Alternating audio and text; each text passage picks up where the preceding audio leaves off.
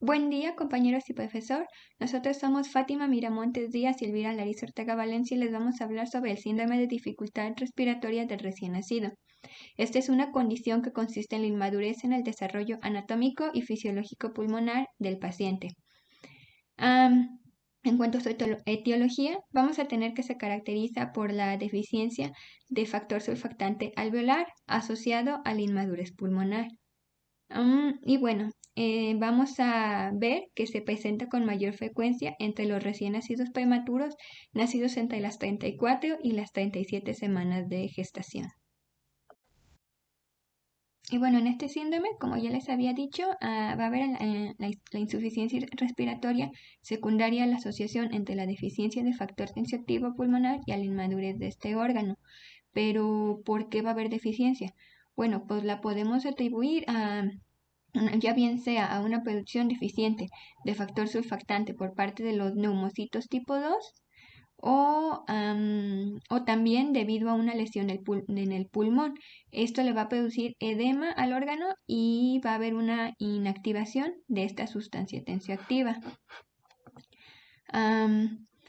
Bueno, aquí vamos a encontrar también que es importante mencionarles que el factor surfactante lo que hace es disminuir la tensión alveolar y pues porque estos tienden con esta tensión a colapsar y también esto disminuye su trabajo requerido para insuflarlos.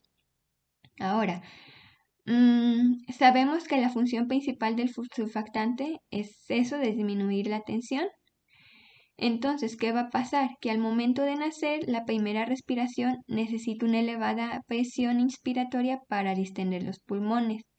Al hacer esto, con ayuda del factor surfactante, los pulmones van a retener un alto porcentaje de volumen de aire en esta primera inspiración. Entonces, como ya tiene bastante aire guardado, aire residual, lo que pasa es que en los siguientes ciclos el esfuerzo respiratorio será menor y la presión respiratoria necesaria para que los pulmoncitos se distiendan, pues no va a ser tanta.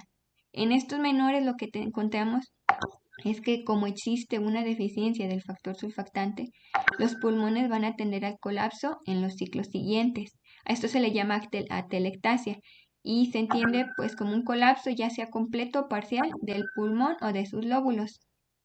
Y bueno, al haber esta atelectasia va a haber una rigidez pulmonar. Esto va a elevar el esfuerzo necesario para la respiración.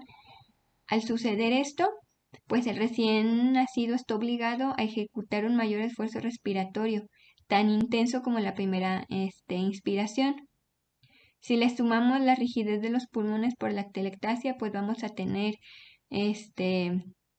manifestaciones clínicas como la retracción de los músculos intercostales y la retracción sifoidea, precisamente por este enorme esfuerzo que está haciendo el recién nacido. Lógicamente, esto va a llevar a una fatiga musculatoria y esto va a traer retención de CO2, acidosis mixta y una hipoxemia progresiva, que bueno, si se eleva la resistencia vascular pulmonar, va a tener un mayor agravamiento de la condición. Y finalmente, ¿qué pasa si el colapso pulmonar es masivo? Pues la insuficiencia ventilatoria con hipercapnia, que es precisamente esta retención de CO2. Y si no se atiende adecuadamente, pues va a llevar a nuestro recién nacido a la muerte. Respecto a las manifestaciones clínicas, pues en la mayoría de los casos, la aparición de esto se va a dar en los primeros minutos después de haber nacido, aunque también pueden aparecer a las horas de haber nacido. Y pues van a ir empeorando progresivamente. Entre los síntomas incluyen la cianosis, apnea, que es la detención breve de la respiración, va a haber polipnea, aleteo nasal, respiración rápida y poco profunda, que viene siendo la taquipnea. Va a haber lógicamente dificultad respiratoria, sonidos respiratorios como roncos y estertores. Va a haber movimientos respiratorios anormales como la retención muscular, quejido respiratorio y alteraciones hemodinámicas como llenado capilar prolongado, hipotensión arterial, incluso puede llegarse a la insuficiencia cardíaca. El bebé también va a presentar letargia, confusión, cansancio e irritabilidad.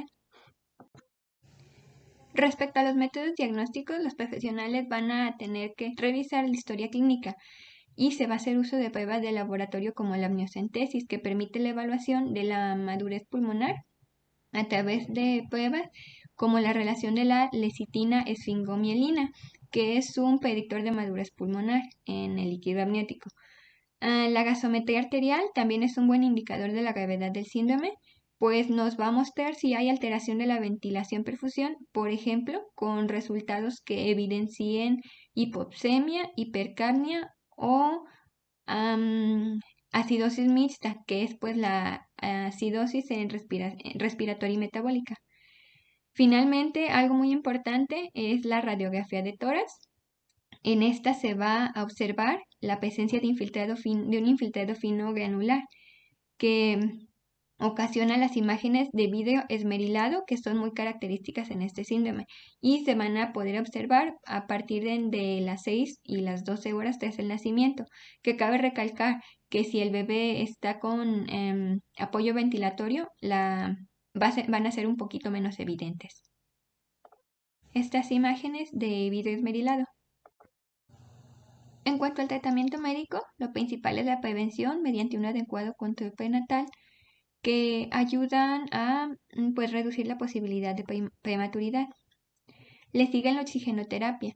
Esta se utiliza para incrementar la fracción inspirada de oxígeno y pueden aplicarse mediante dispositivos de todo tipo como carpa o campana cefálica, mascarilla o piezas nasales. Claro que el oxígeno antes debe ser humedecido y calentado para el recién nacido. También se va a hacer uso de la asistencia ventilatoria con ventilador. Esta puede requerirse si el paciente presenta niveles altos de CO2 en sangre, si hay un bajo nivel de oxígeno, si tiene acidez, un pH bajo, sanguíneo y si hay pausas repetitivas en la respiración. También se hace uso del CPAP, que se traduce como presión positiva continua de la vía respiratoria. Este debe ser precoz y puede ayudar a evitar el colapso pulmonar. También va a permitir una extubación rápida y disminuye el fracaso en caso de que haya intubación, o sea, disminuye el fracaso en la extubación. Este se aplica de forma no invasiva mediante cánulas binasales. También es útil la aplicación de esteroides prenatales. Estos se administran a la madre y inducen la madurez fetal.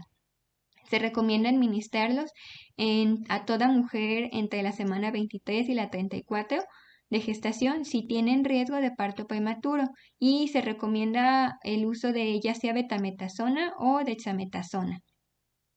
También la administración traqueal de surfactante exógeno. Este es el tratamiento mejor evaluado y pues forzosamente exige intubación endotraqueal. El surfactante más utilizado es el natural, aunque también se hace uso de los sintéticos. Algunos ejemplos son los siguientes: el Veractán, que es un extracto lipídico de pulmón bovino. El Poractán alfa también es un extracto de pulmón picado derivado de porcino. El Calfactant es extracto de pulmón de ternero. Y el Usinactant es un agente tensioactivo sintético. Además de esto, pues también el tratamiento incluye cuidados especiales, como por ejemplo tener al recién nacido en un ambiente tranquilo, darle una manipulación delicada, permanecer a temperatura corporal ideal, o sea, mantener la temperatura adecuada para el pequeño, el manejo cuidadoso de líquidos sin nutrición y tratamiento inmediato en caso de que haya infecciones.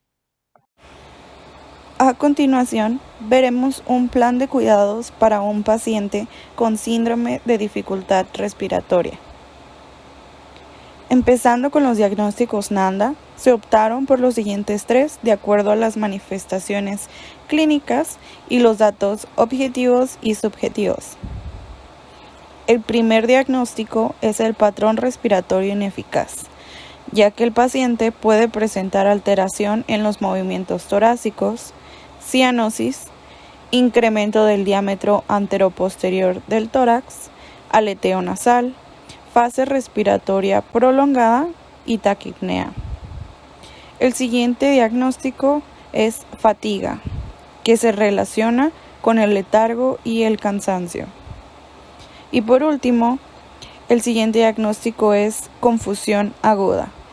El paciente puede presentar confusión y también manifestaciones neuroconductuales. Seguimos con nuestros resultados NOC. Se eligieron 5 de ellos, los cuales son: asociados al diagnóstico de patrón respiratorio ineficaz tenemos estado respiratorio y adaptación del prematuro. Del diagnóstico de fatiga tenemos nivel de fatiga y estado de comodidad, entorno. Por último, del diagnóstico NANDA confusión aguda tenemos estado neurológico, conciencia. Y por último, pero no menos importante en nuestro plan de cuidados, tenemos nuestras intervenciones de enfermería. Asociadas a nuestro primer diagnóstico, las actividades son: manejo de la ventilación mecánica no invasiva. Tenemos que obtener la evaluación corporal completa basal del paciente al inicio y con cada cambio de cuidador. Tenemos que aplicar un dispositivo no invasivo asegurando un ajuste adecuado y evitar grandes fugas de aire. Observar continuamente al paciente en la primera hora después de la aplicación y evaluar la tolerancia. La siguiente intervención es monitorización respiratoria.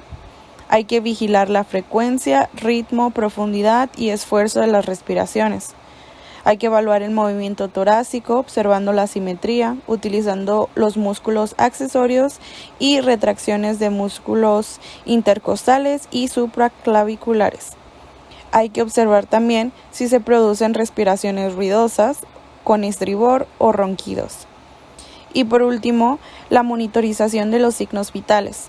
Siempre hay que monitorizar la presión arterial, el pulso, la temperatura y el estado respiratorio, así como monitorizar los ruidos pulmonares. Asociados a nuestro segundo diagnóstico, tenemos el manejo de energía, en el que tenemos que utilizar instrumentos válidos para medir la fatiga y determinar la percepción de la causa de fatiga por parte del paciente. Además de un manejo ambiental, hay que disponer de dispositivos adaptativos, proporcionar una cama y un entorno limpios y cómodos y permitir que la familia o allegados se queden con el paciente. Asociados con nuestro último diagnóstico, tenemos la estimulación cognitiva, que nos ayudaría a proporcionar estimulación ambiental a través del contacto con distintas personas. Hay que presentar los cambios de manera gradual y tratar de hablar y convivir con el paciente. También la monitorización neurológica, en la cual debemos vigilar el nivel de conciencia y vigilar las tendencias de la escala de coma de Glasgow. Para finalizar nuestra presentación del síndrome de dificultad respiratoria, a continuación anexamos las referencias bibliográficas y agradecemos su atención.